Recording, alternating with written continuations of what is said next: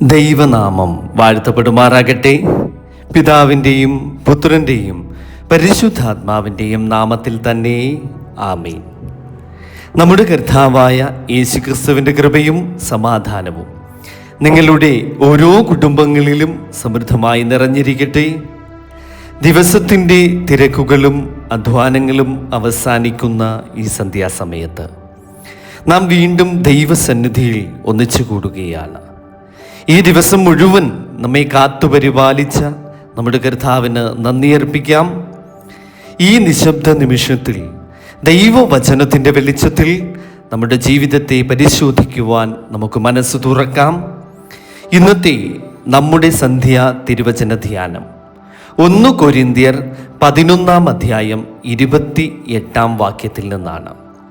മനുഷ്യൻ തന്നെത്താൻ ശോധന ചെയ്തിട്ടു വേണം ഈ അപ്പം തിന്നുകയും പാനപാത്രത്തിൽ നിന്ന് കുടിക്കുകയും ചെയ്യുവാൻ എന്ന ഈ മഹത്തായ തിരുവചനമാണ്. ഈ തിരുവചനം കുറ്റപ്പെടുത്തുന്ന ഒരു ശബ്ദമല്ല.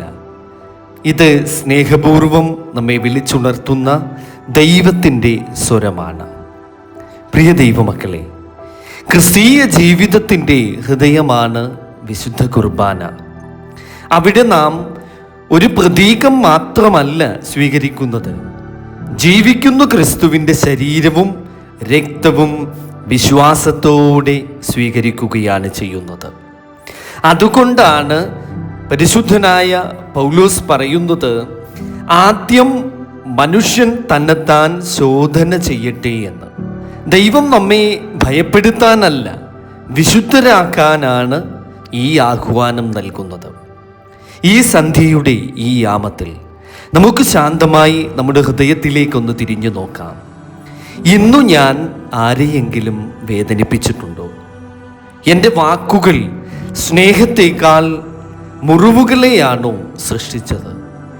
ദൈവം നൽകിയ അനുഗ്രഹങ്ങൾക്ക് ഞാൻ നന്ദി പറഞ്ഞോ? എൻ്റെ പ്രാർത്ഥന യഥാർത്ഥ ഹൃദയത്തിൽ നിന്നായിരുന്നോ? എൻ്റെ കുടുംബത്തിൽ സമാധാനം വളർത്തുവാൻ ഞാൻ ശ്രമിച്ചു. പ്രിയ ദൈവമക്കളെ, ആത്മശോധന എന്നത് സ്വന്തം തെറ്റുകൾ മാത്രം കാണുന്നതല്ല, ദൈവത്തിൻ്റെ കരുണ എത്ര വലുതാണെന്ന് തിരിച്ചറിയുന്നതുകൂടിയാണ്. ഒരു കണ്ണാടിയിൽ മുഖം നോക്കുന്നത് പോലെ തിരുവചനത്തിൽ ആത്മാവിനെ നമുക്ക് കാണുവാൻ സാധിക്കണം.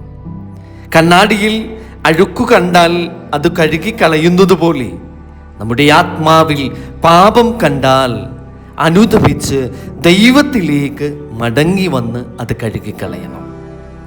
വിശുദ്ധ കുർബാനയ്ക്കായി ഒരുക്കപ്പെടുന്ന ഓരോ വിശ്വാസിയുടെയും ആദ്യ വസ്ത്രം അത് വിനയമാണ്. രണ്ടാമത്തെ വസ്ത്രം അത് അനുതാപമാണ്. ഇവിടെ മൂന്നാമതൊരു വസ്ത്രം കൂടിയുണ്ട്, അത് ക്ഷമ എന്ന വസ്ത്രമാണ്. ക്ഷമിക്കാതെ വിശുദ്ധ കുർബാനയിലേക്ക് വരുന്നത് നമ്മുടെ ഹൃദയത്തെ ഭാരപ്പെടുത്തും.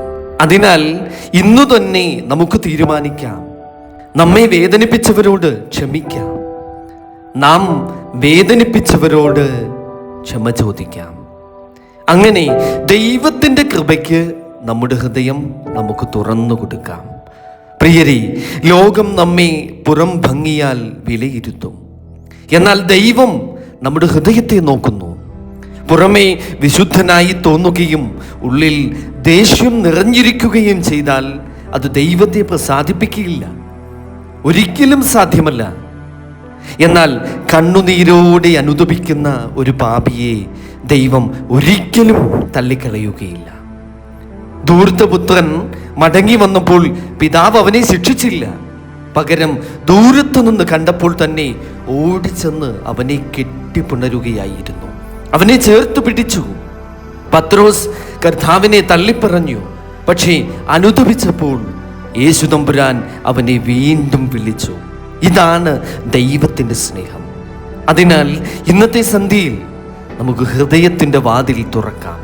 പരിശുദ്ധാത്മാവിനോട് പറയാം, കർത്താവേ, എൻ്റെ ഹൃദയം ഒന്ന് പരിശോധിക്കണമേ, എൻ്റെ അഹങ്കാരം എടുത്തു മാറ്റണമേ, എൻ്റെ മനസ്സിനെ ശുദ്ധീകരിക്കണമേ, വിശുദ്ധ കുർബാനയെ കൂടുതൽ സ്നേഹിക്കുവാൻ തമ്പുരാനെ എന്നെ പഠിപ്പിക്കണമേ.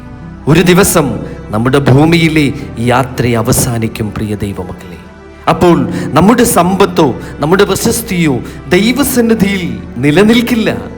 നമ്മുടെ വിശ്വാസം, നമ്മുടെ സ്നേഹം, നമ്മുടെ അനുതാപം ഇവയാണ് ദൈവത്തിൻ്റെ മുൻപിൽ സംസാരിക്കുക. അതുകൊണ്ട് ഓരോ സന്ധ്യയും ഒരു ചെറിയ ആത്മപരിശോധനയുടെ സമയമാക്കാം. ഓരോ രാത്രിയും ഒരു അനുതാപത്തിൻ്റെ കണ്ണുനീർ കൊണ്ട് നമ്മുടെ ആത്മാവിനെ നമുക്കൊന്ന് കഴുകി വെടിപ്പാക്കാം. ഓരോ വിശുദ്ധ കുർബാനയും പൊതുജീവിതത്തിലേക്കുള്ള ഒരു ചുവടുവെപ്പാകട്ടെ. കർത്താവ് നമ്മുടെ ഹൃദയത്തെ വിശുദ്ധമാക്കി തൻ്റെ കൃപയിൽ എന്നും നിലനിർത്തട്ടെ. പ്രിയ ദൈവമക്കളെ, ഒരു നിമിഷം ഈ സന്ധ്യയിൽ നമുക്ക് കണ്ണുകൾ അടച്ച് ദൈവസന്നിധിയിൽ താഴ്മയോടെ അപേക്ഷിക്കാം. കരുണയും ദയയും നിറഞ്ഞ സ്വർഗസ്ഥ പിതാവാം ദൈവമേ, ഈ സന്ധ്യാസമയത്ത് ഞങ്ങൾ താഴ്മയോടെ അങ്ങയുടെ വിശുദ്ധ സന്നിധിയിൽ നിൽക്കുന്നു. ഇന്നത്തെ ദിവസം അങ്ങ് ഞങ്ങൾക്ക് നൽകിയ എല്ലാ അനുഗ്രഹങ്ങൾക്കും ഞങ്ങൾ നിന്നോട് നന്ദി പറയുന്നു. എന്നാൽ ചിന്തകളാലും വാക്കുകളാലും പ്രവൃത്തികളാലും കടമകളിൽ വന്ന വീഴ്ചകളാലും ഞങ്ങൾ പലപ്പോഴും അങ്ങയെ ദുഃഖിപ്പിച്ചുവെന്ന് ഞങ്ങൾ ഏറ്റുപറയുന്നു. കർത്താവേ, ഞങ്ങളോട് കരുണ തോന്നണമേ. ഞങ്ങളുടെ അഹങ്കാരം ക്ഷമിക്കണമേ. ഞങ്ങളുടെ സ്വാർത്ഥത ക്ഷമിക്കണമേ. ഞങ്ങളുടെ ക്ഷമയില്ലായ്മ ക്ഷമിക്കണമേ. പ്രാർത്ഥനയിലെ അലസത തമ്പുരാനെ അവിടുന്ന് ക്ഷമിക്കണമേ. വിശുദ്ധ കുർബാനയോടുള്ള സ്നേഹം ഞങ്ങളുടെ ഹൃദയങ്ങളിൽ വർദ്ധിപ്പിക്കണമേ. അങ്ങയുടെ വിശുദ്ധ ശരീരവും രക്തവും സ്വീകരിക്കുവാൻ തമ്പുരാനെ യോഗ്യമായ ഒരു ഹൃദയം ഞങ്ങൾക്ക് നൽകണമേ. ഞങ്ങളുടെ കുടുംബങ്ങളിൽ സമാധാനം നിറയ്ക്കണമേ. രോഗികളെ സ്പർശിച്ച് സൗഖ്യമാക്കണമേ. വേദനയിൽ കഴിയുന്നവർക്ക് ആശ്വാസം നൽകണമേ. പ്രതീക്ഷ നഷ്ടപ്പെട്ടവർക്ക് പുതിയ വെളിച്ചം നൽകണമേ. യുവജനങ്ങളെ വിശുദ്ധിയുടെ വഴിയിൽ നടത്തണമേ. വൃദ്ധരെ ശക്തിപ്പെടുത്തണമേ. ഈ രാത്രിയിൽ ഞങ്ങളെയും ഞങ്ങളുടെ വീടുകളെയും അങ്ങയുടെ വിശുദ്ധ ദൂതന്മാരുടെ സംരക്ഷണത്തിൽ കാത്തുകൊള്ളണമേ. പരിശുദ്ധ കന്യകമറിയത്തിൻ്റെ മധ്യസ്ഥവും എല്ലാ വിശുദ്ധന്മാരുടെയും വിശുദ്ധമതികളുടെയും പ്രാർത്ഥനകളും ഞങ്ങൾക്കായി ഉണ്ടായിരിക്കട്ടെ. ഞങ്ങളുടെ കർത്താവായ യേശു ക്രിസ്തുവിലൂടെ ഈ പ്രാർത്ഥന സമർപ്പിക്കുന്നു. കൃപയോടെ കേൾക്കണം പിതാവേ. ആമേൻ.